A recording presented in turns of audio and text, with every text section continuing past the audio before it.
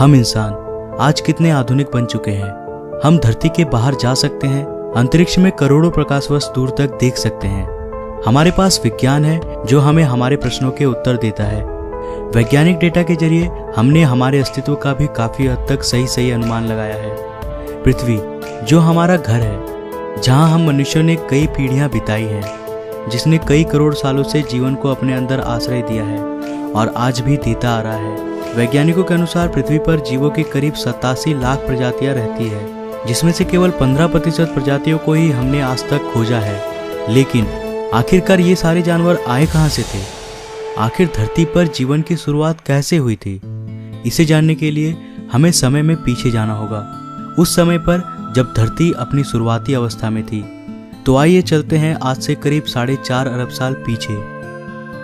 आज से करीब 4.5 अरब साल पहले चट्टान का एक बहुत ही विशाल सा गोला एक बेनाम तारे का चक्कर लगा रहा था। इसका सतह पिघले हुए लावा से बना था और इस पर जीवन का नामो निशान तक नहीं था। इस वक्त पृथ्वी पर लगातार आसमान से छोटे छोटे चट्टानों की बरसात हो रही थी। काफी लंबे समय तक यह प्रक्रिया चलती रही। इसके बाद चट्टान के इस विशाल से गोले ने एक ग्रह का रूप ले लिया। साथ ही इस ग्रह का अपना चांद भी बना। ये वही ग्रह है जहां आज हम सब रहते हैं। इस वक्त पर पृथ्वी का तापमान बहुत ही अधिक था। काफी लंबे समय बाद हमारे ग्रह का तापमान थोड़ा सा ठंडा हुआ और इस पर एक ठोस सतह का निर्माण हुआ। करीब 3.9 अरब साल पहले इसने फिर से आग के गोलों की बारिश का सामना किया, जिसे हम कहते हैं द लेट हैवी बम्बार्डमेंट। और इस वक्त धरती पर केवल छोटे चट्टान ही नहीं, बल्कि इसके साथ साथ उल्कापिंडों की भी बारिश हो रही थी। प्रतिदिन कई हजारों की संख्या में उल्कापिंड धरती पर बरस रहे थे। ये उल्कापिंड अपने साथ कुछ बहुत ही खास लेकर आए थे। इनके अंदर जमी हुई बर्फ के क्रिस्टल्स थी, जिसने हमारी धरती पर समुद्रों का निर्माण किया और साथ ही धरती के वातावरण में नाइट्रोजन गैस भी लेकर आया। पर धरती अब भी बेजान था। यहाँ जीवन के लिए परिस्थितियां अभी भी उपयुक्त नहीं बनी थी। धरती का एटमॉस्फेयर अभी पूरी तरह से जहरीले गैसों से भरा हुआ था।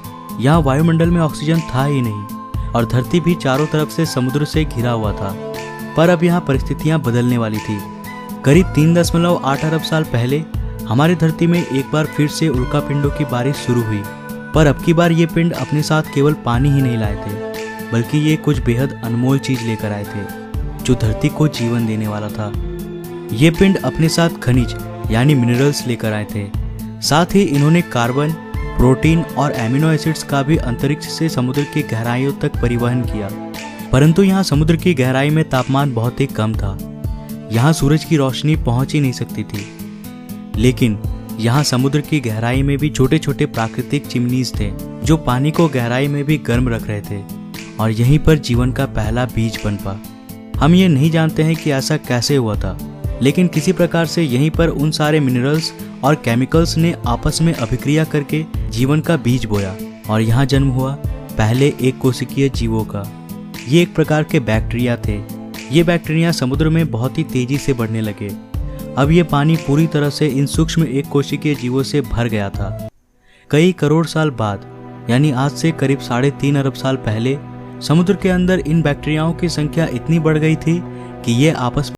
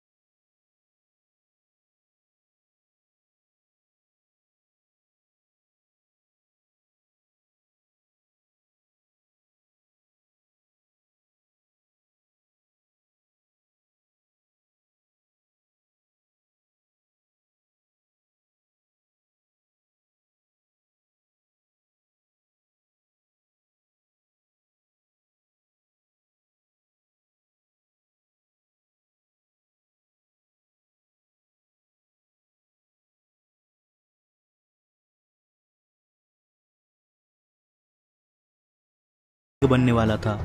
ये पहले जीव थे जिनके पास रीढ़ की हड्डी थी और इन्हीं से विकसित होकर ये खासियत हमें भी मिलने वाली थी। आज से करीब 46 करोड़ साल पहले अब धरती कुछ हद तक जानी पहचानी हो गई थी। धरती का सुपर कॉन्टिनेंट अब और भी कई भागों में टूट गया था, परंतु अब भी यहाँ जमीन पर रहने वाले जीव नहीं आए थे और धरती के सतह पे पेड़ पौधे भी नहीं उगे थे। पर ऐसा क्यों था? दरअसल ऐसा सूरज से आने वाले हानिकारक अल्ट्रावायलेट किरणों की वजह से हो रहा था। पर अब धरती के वायुमंडल में एक नए परत का निर्माण हो रहा था, जिसे आज हम कहते हैं ओजोन लेयर। वायुमंडल के ऑक्सीजन सूरज की अल्ट्रावायलेट किरणों को सोखकर ओजोन गैस में बदलने लगे थे। इसने धरती के चारों ओर एक चादर का निर्माण किया, जो हमें सूरज की अल्ट्रावायलेट रेडिएशन से आज भी बचाता है। इसके कारण अब धरती की सतह पर नन्हे शैवाल फल फूल सके और ये ही धरती के पहले लैंड प्लांट्स बने। समुद्र में रहने वाली ये मछली टिकटैलिक, जिसने पहली बार समुद्र से बाहर आने का निर्णय लिया, इसने अपने फिन्स का इस्तेमाल पैरों के रूप में किया और समय के साथ ये जमीन पर ज़्यादा देर तक रहने लगा, जिससे इसके अंग काफ़ी विकसित हो गए। करीब 1.5 करोड़ साल के विकास क्रम के बाद ये जानवर अब पूरी तरह से जमीन में रहने लायक बन चुके थे और इन्हें कहा जाता था टेट्रापोड्स। आज से करीब 36 करोड़ साल पहले ये टेट्रापोड्स पूरी तरह से विकसित हो गए थे और अब ये पूरी तरह जमीन पर रहने वाले जीव बन गए। ये ही वो जीव थे जो आगे चलकर डायनासोर्स, बर्ड्स, मैमल्स और अंत में इंसानों में विकसित होने वाले थे। यहाँ से एक नए प्रजाति की शुरुआत हुई, लेकिन अब धरती का बुरा वक्त आने वाला था। समय के साथ जीवों की विकास प्रक्रिया जारी रही, लेकिन साथ ही धरती का वातावरण भी बहुत तेजी से बदल रहा था। एक बार फिर से ज्वालामुखी विस्फोट के कारण धरती का तापमान बहुत ही बढ़ गया। इससे धरती पर बहुत बड़ा अकाल पड़ गया। इस अकाल में लगभग सारे पेड़ सूख गए और धरती पर जीवों की कुल 95% आबादी साफ हो गई। इस अकाल में कुछ जीव ही जिंदा बच पाए, जिन्होंने जिंदा रहने के लिए कुछ भी खाना शुरू कर दिया और गर्मी से बचने के लिए जमीन के अंदर रहने लगे। पर समय के साथ साथ फिर से परिस्थितियों में सुधार आया। धरती का वातावरण फिर से सामान्य हो गया। आज से करीब 20 करोड़ साल पहले अब धरती की रूपरेखा काफी हद तक बदल गई थी। ज्वालामुखी विस्फोट से नए भूभागों का निर्माण हुआ, जिन्होंने आपस में मिलकर एक सुपर कॉन्टिनेंट का निर्माण किया, जिसका नाम था पेंजिया। अब धरती अंतरिक्ष से काफी हद तक आज की जैसी दिखाई देती थी। इतने बड़े अकाल के गुजरने के बाद धरती वापस से सामान्य हो गई। सतह पर फिर से नए पेड़ पौधे उगने लगे और धरती पर जो 5% जीव बच पाए थे, वे अब विकसित हो चुके थे और एक बिल्कुल नए प्रजाति का जन्म हुआ था, जो आने वाले समय में धरती पर अपना शासन चलाने वाला था। वे थे डायनासोर्स। डायनासोर्स असल में उन्हीं 5% रेंगने वाले जीवों से विकसित हुए थे, जो उस अकाल में खुद को किसी प्रकार से बचा पाए थे। डायनासोर्स के भी कई प्रजातियां थी, कुछ शाकाहारी थे तो कुछ मांसाहारी। कुछ डायनासोर्स बहुत ही शांत स्वभाव के थे तो कुछ बहुत ही हिंसक। डायनासोर्स ने भी काफी लंबे समय तक धरती पर राज किया। करीब 11 करोड़ साल तक ये धरती पर फल फूल रहे थे। पर इसके बाद क्या हुआ? सारे डायनासोर्स कहाँ विलुप्त हो गए और इंसान कहाँ से आए? ये हम जानेंगे अगले एपिसोड में। तो आज के लिए बस इतना ही। अगर आपको दूसरा एपिसोड चाहिए तो इस वीडियो को लाइक करो।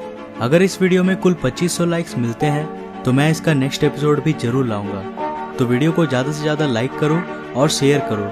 अगर आप नए हो इस चैनल पे तो ऐसे ही और एक्साइटिंग वीडियोस के लिए चैनल को अभी सब्सक्राइब कर लो, साथ ही नोटिफिकेशन बेल को भी ऑन कर लो। मैं मिलता हूँ फिर से एक नए एपिसोड के साथ। तब तक के लिए बाय।